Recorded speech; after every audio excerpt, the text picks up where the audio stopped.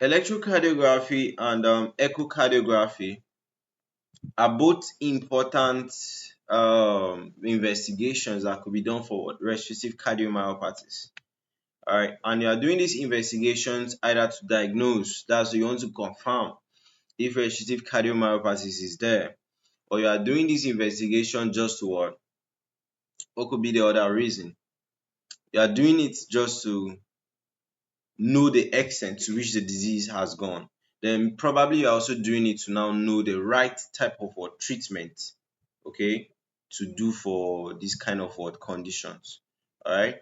So kind of like look at the two of them, electrocardiomyopathy and echo cardiomyopathy.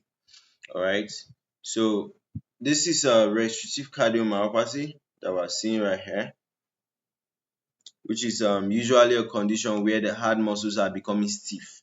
So the heart is not relaxing the way it should, right? So for ECG, ECG may show P mitrally or P pulmonally, all right? You can show you can pick up conduction delays with ECG, like if there's a high grade atrioventricular block, which will usually result from disease conditions like sarcoidosis, amyloidosis, and hemochromatosis. Then you can also use the ECG to check up if there's some various XT segment changes or if there's a change in the T wave. All right, because this is how the ECG will show like. All right, so you can be able to observe all the waves. Okay, so you get to see if there's a change in ST segment or T segment or T wave. Then you can also use it to pick ventricular tachycardias, especially in sarcoidosis.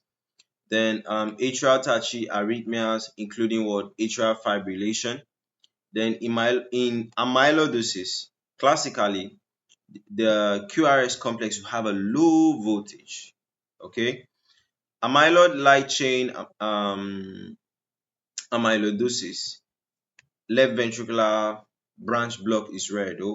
Okay, then in transthyretin amyloidosis, left ventricular branch block is common, along with atrioventricular block, right? Sudden death are also common in these conditions. Then for echocardiography may be normal unless infiltration or storage disease is now involved. Okay, non-dilated non-hypertrophied ventricles, then infiltration may be evident by hypertrophied ventricles and a thickened intra-arterial septum, right? And the myocardium may appear speckled, all right? Then you can see patients with amyloid deposits in the heart, okay? So echocardiogram with increased left ventricular myocardial thickness, right? So all these things could be picked up with an echo. Then alternatively, systolic function may be reduced in advanced disease. Biatrial enlargement may also be present. A restrictive mitral inflow pattern, that's an impaired ventricular filling, is seen on Doppler tracing. All right. So we just simply spoke about the things that you can find in each of these investigation, but the drive was at least you guys should know that electrocardiography and echocardiography could be ways that you can use to dictate if restrictive cardiomyopathy is there and also know the extent to which they are there. Okay, so that's it.